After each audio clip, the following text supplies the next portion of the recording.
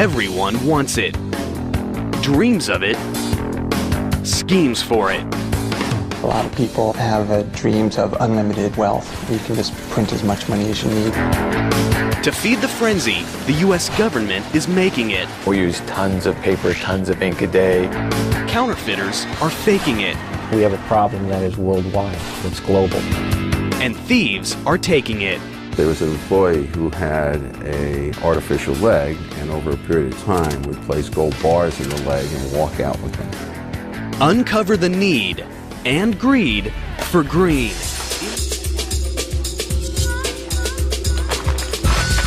Cash, a big stack of greenbacks. Nothing in the world gets the pulse racing faster. Most of us earn it the hard way, but others have shortcuts. It's a battle between those making it and those faking and taking it.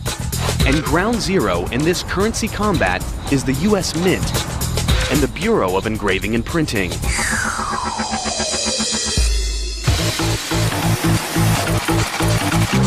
These two branches of the United States Treasury crank out over $650 million worth of bills and coins a day.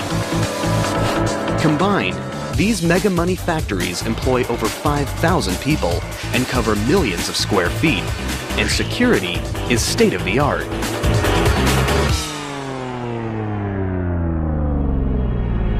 But where there's money, there's trouble.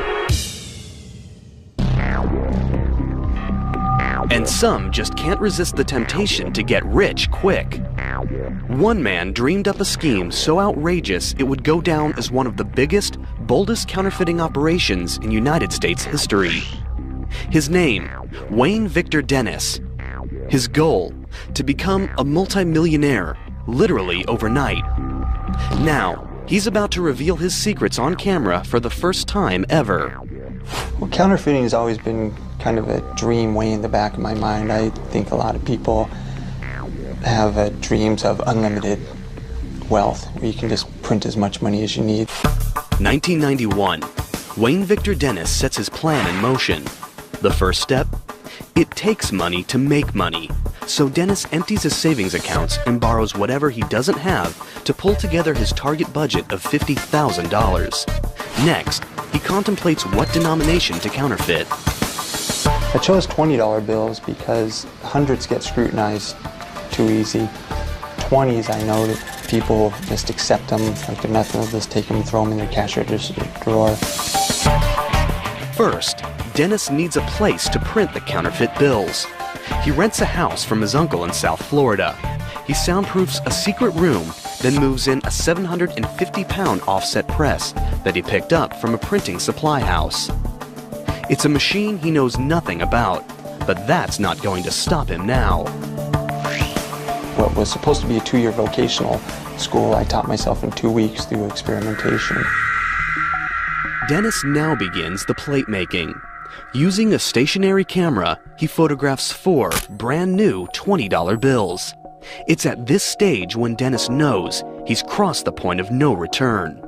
Once you start photographing the money and you have negatives, then that's when you start getting nervous, because now there's evidence against you. The next step? He needs paper, but not just any paper. It has to have the distinct weight and texture of money. Unfortunately, the only paper that has no watermarks is standard typing paper. Without paper thick enough to pass as cash, Dennis's counterfeiting scheme could be shut down way before payday. But he's persistent. He comes up with an idea, a chemical solution, his own concoction that builds the paper thickness to 24 pounds, the weight of real currency. Now, what about the ink? I had to figure out some way to get that paper colored green like currency.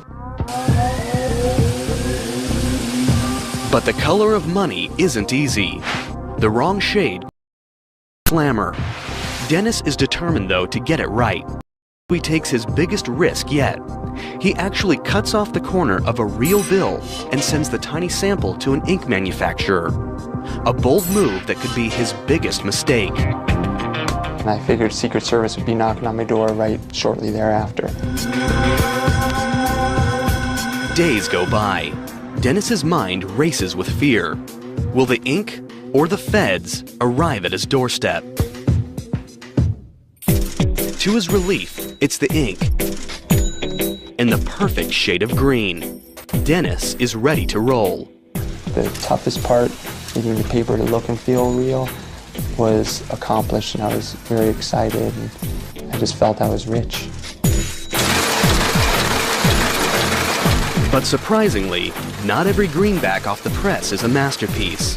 There are smudges, double prints, misprints. There's plenty of trial and error, because one error will send him straight to trial and jail. Dennis needs the bills to be perfect. I had probably about $250,000 of wasted counterfeit before it started looking very spendable. Once they pass his scrutiny, Dennis goes for the jackpot and prints up million after million in bogus $20 bills. And eventually, one by one, then 20 by 20, then hundreds of bills start pouring out, each more perfect than the last. He tallies up his production, $11,750,000. The short answer to what it feels like is to watch $100,000 a minute come out of the printing press is very exciting. It comes out so fast it looks like a blur. And that's a lot of money. It's the instant rush of becoming an instant millionaire. But the cash isn't ready to spend just yet. The bills need to look worn. The solution? That came during laying in bed before sleep. I would think of all the intricate details. Dennis creates his own chemical aging process with coffee grinds, starch, and distilled water. And then on a marble tile, wearing surgeon gloves so you don't leave fingerprints, you would ball the money up. Then you'd have to take them back out one at a time in just one sweep with the hot iron on the same marble tile. And that would set the starch, and that would set the wrinkles. Now, after 6 months of non-stop work, Wayne Victor Dennis is ready to cash in. With the assistance of his girlfriend, he takes $100,000 in 20s cross-country on a counterfeit cashing tour. They have a strategy. Stop at fast food restaurants, use their fake 20s to buy a soft drink, and get real cash back. It's one thing to print money in a basement. It's another to pass it off face-to-face. Dennis still remembers their first stop. I can help you. Can I just have a small Coke, please? That's it. Want to leave as a person, please? Thank you. Thank you. It was very nerve-wracking. I have to say I had a drop of sweat coming off my forehead. My hand shook like a leaf in the wind, and I handed her the money shaking. She put it in the cash register and gave me back my change. I was still shaking, but it was right then I knew that it was going to work, and I was an instant millionaire. Now I'm $18.88 richer. The success intoxicates Dennis, sending him and his girlfriend on a spree across the country. One thing that I thought was pretty ingenious was to leave some of the counterfeit at grocery stores, throw a little out the window at nighttime so people would find it and they would cash it in places I would never cash it. So therefore the Secret Service couldn't say a pattern. Finally, they pull into the ultimate money mecca, the bright lights and big greed of Las Vegas. I figured if we can pass it in Las Vegas and not get caught, then we can pass it anywhere. Because the change persons in the casinos, that's all they do 8 hours a day is handle money. And it passed quite nicely. About $4,000 an hour we were able to funnel through the casinos. Dennis and his girlfriend become instant high rollers. At first, Alexa and I were cashing the counterfeit through the casino, and we're playing 21 and roulette and getting change from the cashiers. We're making great money. Flush with success and fatigued by the hard work of making millions, Dennis and his girlfriend decide to take a break. So we decided to go upstairs to the mezzanine where they had arcade games. Ironically, it's when they let their guard down that the stakes get their highest yet. Dennis passes off a counterfeit 20 to a teenage employee at an arcade game. She's not experienced with big cash, but she has a nervous habit that's about to expose his entire operation. She was tearing the corners off of all the bills, and when she tore the corner off one of my bills, she noticed it was white inside. I did not put enough alcohol in the ink to bleed it through the paper, so it was white inside. She called security without alerting me. Dennis is immediately backroomed, but he's prepared to face off with the feds. We came up with this story that I found a briefcase on a dock in Miami, and when I got home, I opened up the briefcase, I had to pry it open, and I found currency. But the authorities don't buy it. While Dennis is locked up in jail, Secret Service agents search his hotel room. They find the smoking gun, a logbook that describes every incriminating detail of the operation. Then I knew we were pretty much finished. That logbook, that was the damning factor. Counterfeiter Wayne Victor Dennis thought he could create his own mega money factory, but he was tripped up by the saturation of the ink and the quality of U.S. Treasury paper. The real paper comes from Crane & Company of Dalton, Massachusetts. They've been making special paper for U.S. currency since 1879. Their product is unlike any other paper in the world. U.S. currency has that feel of strength that you can snap and feel. The recipe for making paper nearly impossible to counterfeit is top secret. But here's a hint. Most paper is made from wood. Crane & Company's currency stock is made from cotton and linen. The 8-step process begins with 6,000 pounds of cotton. It's loaded into a giant boiler and pressure cooked for 2 hours.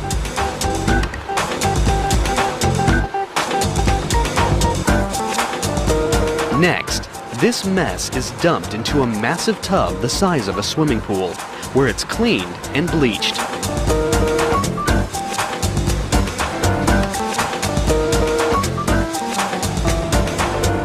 The raw materials are pressed, then dropped into giant blenders called pulpers. This unique process is what gives real paper money that crisp feel that's nearly impossible to duplicate. The paper makers also add some amazing high-tech secrets we're about to expose. It's all in the inside layer, the same layer that tripped up counterfeiter Wayne Victor Dennis. Paper has a front and a back, and most people don't think a lot about the middle. But it's in the middle of the paper that a lot of the technology that contributes to making paper a counterfeit deterrent resides. It's a technique first introduced in 1996, when upper denomination bills got their major makeover. While the pulp is still wet, highly trained specialists tint the pulp, add color fibers, and presidential watermarks. Much of the exact process is top secret, but here's a tip. The fibers are drawn to conform to a wire mesh pattern in the forming process. That image is simply a result of more and less of the very same fiber that constitutes the bulk of the banknote. Next, it's time to add the Treasury Department's ultimate secret weapon, one that no counterfeiter has yet been able to replicate. They're called security threads. Each of these threads has microscopic numbers on them, 42 thousandths of an inch tall, denoting the bill's value. Using transmitted light, the text is clearly visible, but copiers and counterfeiting machinery that use reflective light see nothing. Can printing presses like the one Wayne Dennis used match this microscopic detail? You'd have better luck replicating a Rembrandt with a paint roller.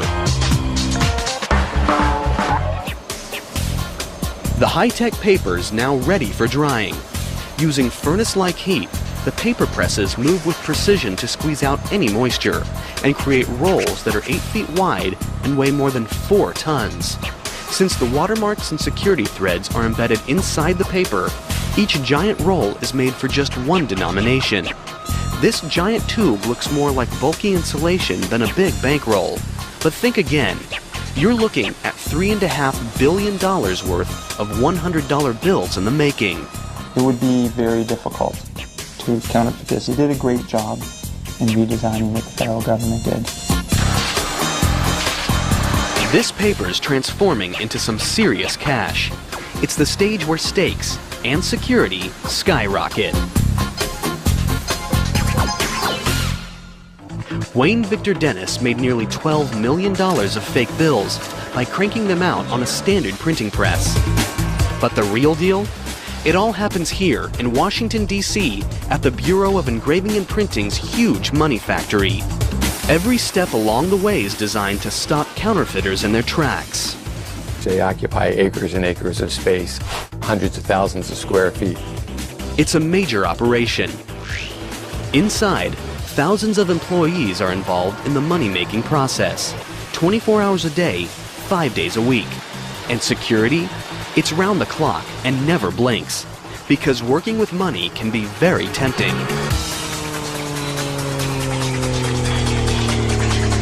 You've worked here at the Bureau for more than 2 or 3 weeks and it still looks like money to you. It's probably not a good job for you. In God we trust might be the motto on money, but at the Bureau, trust is something they take very seriously. From the minute anyone walks through the door, they are searched, scrutinized, and watched by vigilant state-of-the-art security systems. Each morning, as employees arrive for work at the imposing Bureau of Engraving and Printing factory, they must pass through special magnetometers that screen for any hidden weapons. Security is so severe that cameras of any kind are immediately confiscated at the door to prevent would-be counterfeiters from stealing secrets or anything else. Once inside, a complex identification and scanning system tracks employees' movements everywhere they go. Motion detectors and alarms are placed strategically in key locations to prevent unauthorized access. The building is broken up into very specific security zones so that only those who are authorized to be in a specific zone have access to that.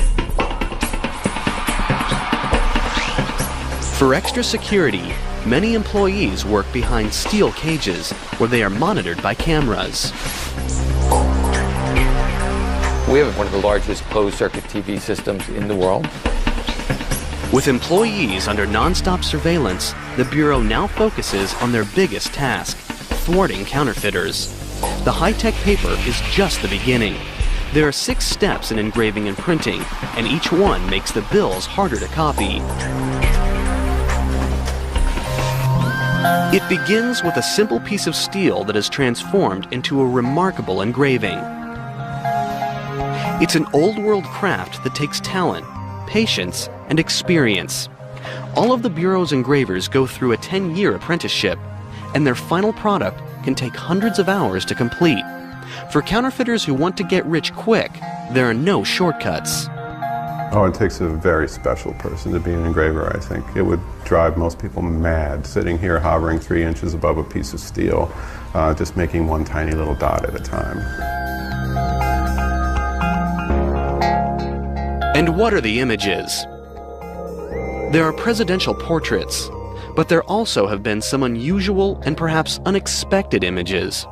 Let's take a look at the $1 bill and break down the design.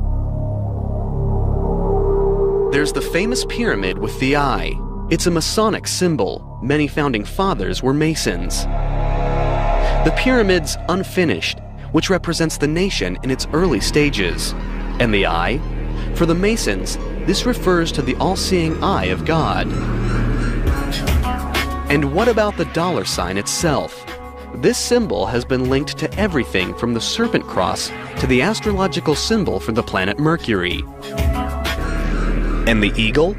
It's said to represent Congress. In the right talon, it grasps 13 arrows, and in the left, an olive branch with 13 leaves and 13 berries. This represents the power of Congress to lead us into war or peace. One of the more recent design additions is causing enough controversy to make it to the courtroom. Back in 1955, Congress passed a law requiring the inscription, "In God We Trust," to be added to the US dollar. 50 years later, in November 2005, Michael Newdow, a Sacramento doctor, lawyer,